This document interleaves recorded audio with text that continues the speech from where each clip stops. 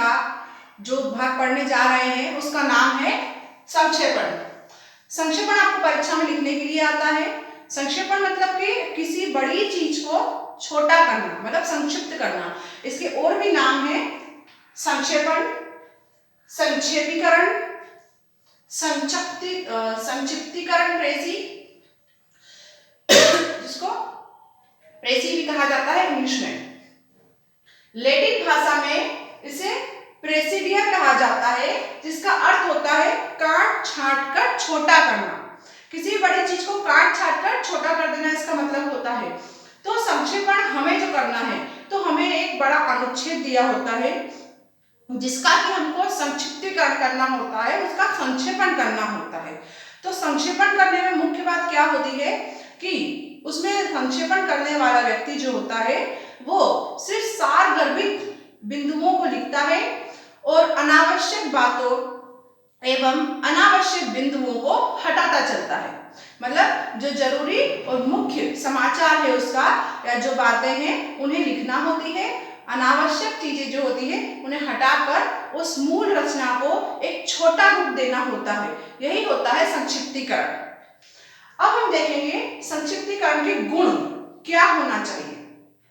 पहला गुण होता है पूर्णता। पहली चीज ये कि अगर किसी बड़े ही अनुच्छेद को हम छोटा कर रहे हैं, लेकिन ऐसा नहीं है कि उसकी मुख्य बातें ही कुछ छूट जाए, वो पूर्ण होना चाहिए। वो सारे बिंदु उसके अंदर मुख्य बिंदु होना चाहिए जो कि उस बड़े अनुच्छेद में दिए गए हैं। दूसरा है संक्षिप्तता। अब ये बात भी है, पूर्ण लिखने के चक्कर में ऐसा नहीं हो कि वो और ज्यादा बड़ा हो जाए। जो उसकी शब्द सीमा है, जितना उसको संक्षिप्त बनाना है उतना संक्षिप्त वो होना चाहिए। अगला है स्पष्टता। उसमें लिखी हर बात स्पष्ट रूप से पढ़ने वाले को या सुनने वाले को समझ में आनी चाहिए, ताकि उसकी हर वाक्य, हर सेंटेंस जो है वो स्पष्ट होना चाहिए। चौथा है तारतम्यता। तारतम्यता मतलब हर पहले वाले वाक्य से दूसरे वाक्य का कनेक्शन होना चाहिए, उसका मेल होना चाहिए। मतलब एकदम से कोई बात कह दी और अचानक से कुछ और बात आ जाए तो हम उसको आपस में जोड़ नहीं सकते। तो बिल्कुल तारतम्यता होनी चाहिए कि एक के बाद एक घटनाएं क्रम में हो।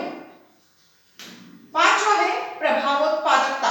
मतलब कि उसे पढ़ने वाले पर उसका प्रभाव उत्पन्न होना चाहिए।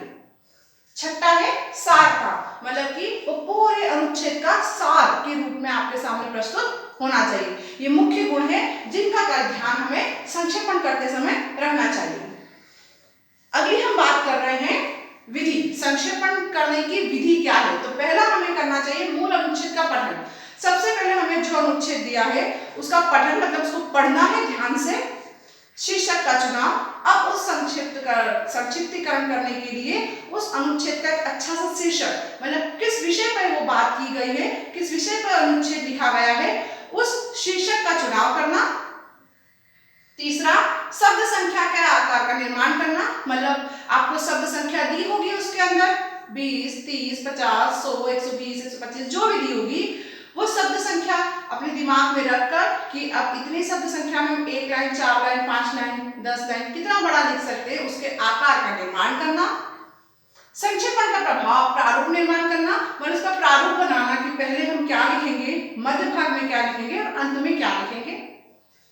तथ्यात्मकता का प्रारूप, मतलब उसमें कौन कौन से मुख्य तथ्य हैं, उन तथ्यों को भी हमें क्रम के अनुसार लिखना है, उसका एक प्रारूप बनाना। और अंत में लेखन, मतलब लिखने का कार्य करना। इस प्रकार से हमने देखा कि अलग अलग ये उसके गुण होते हैं संक्षेपण का, उनका हमें ध्यान रखना है लेखन के समय। और उसके पश्चात हमें उसमें लिखने की विधियों का जो क्रम है उसका अनुसरण करते हुए हम किसी भी अनुच्छेद का संक्षेपण लिख सकते हैं। अब हम ये बात करें संक्षेपण कई प्रकार के होते हैं। संक्षेपण का एक प्रकार होता है संवादों का संक्षेपण। मतलब दो व्यक्तियों के बीच में होने वाला संवाद, उसका संक्षेपण हो सकता है। या फिर समाचारों का संक्षेपण, कभी भी समाचार है उसका संक्षेपण हो सकता है। या फिर पत्राचारों का, जो पत्र होते हैं उनका भी संक्षेपण हो सकता है। इस प्रकार से अनेक अनेक प्रकार से संक्षेपण होते हैं। आज हमने देखा कि कैसे एक बड़े अनुच्छेद को संक्षिप्त रूप में लिखकर हम संक्षेपण का कार्य कर सकते हैं। आपको परीक्षा में इसी प्रकार के अनुच्छेद दिए होंगे जिसका कि आपको संक्षेपण लिखना होगा और उसका उचित शीर्षक देना होगा। बोर्ड पर लिखी जानकारी के लिए इसका स्क्रीनशॉट ले लें। धन्यवाद।